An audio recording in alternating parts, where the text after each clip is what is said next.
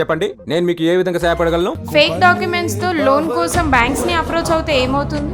డబ్బు పెట్టను. కస్టమర్ ఉండేది న్యూఢిల్లీ, మమ్మల్ని ఆన్లైన్ లో అప్రోచ్ అయ్యారు. చాలా థ్యాంక్స్ మేడం, నాకు లోన్ తెప్పించారు. వర్క్ చేసేది GSR private limited, designation CIBIL admin, salary 1,57,000, CIBIL 750, required loan amount 20 lakhs. Application చూసుకుంటే కస్టమర్ కి యాక్సిస్ బ్యాంక్ లో 1 పర్సనల్ లోన్ ఉంది, అవుట్ స్టాండింగ్ 10 lakhs, అలాగే 1 app loan out standing 3 lakhs, అలాగే ఐసిఐసిఐ క్రెడిట్ కార్డు ఉంది. ఈ కేసులో మెయిన్ ఇష్యూ ఏంటంటే కస్టమర్ కొన్ని ఇయర్స్ బ్యాక్ హెచ్డిఎఫ్సి లో పర్సనల్ లోన్ కోసం అప్రోచ్ అయినప్పుడు HDFC RSA team customer documents లో కొన్ని ఎడిటెడ్ పే స్లిప్స్ ని ట్రిగర్ చేసి కస్టమర్ ని బ్లాక్ లిస్ట్ లో పెట్టారు. ఈ ప్రాబ్లమ్ లో సార్ ఇన్వాల్వ్మెంట్ ఏం లేకపోయినా లాస్ట్ 3 years నుంచి ఈ ఇష్యూని ఫేస్ చేస్తున్నానని చెప్పారు. ఈ ఇష్యూని క్లియర్ చేసి హెచ్డిఎఫ్సి బ్యాంక్ లోనే లోన్ ప్రాసెస్ చేయమని చెప్పారు. మా పర్సనల్ లోన్ టీమ్ ఈ కేసుని రివ్యూ చేసిన తర్వాత హెచ్డిఎఫ్సి బ్యాంక్ లోనే లాగిన్ చేశారు. కస్టమర్ ఇన్వాల్వ్మెంట్ లేకుండా లాగిన్ టైమ్ లో థర్డ్ పార్టీ చేసిన మిస్టేక్ కాబట్టి కేసు రిజెక్ట్ అవ్వకుండా ఉండడానికి అన్ని ప్రూఫ్స్ తో మా personal loan team HDFC RAC team కి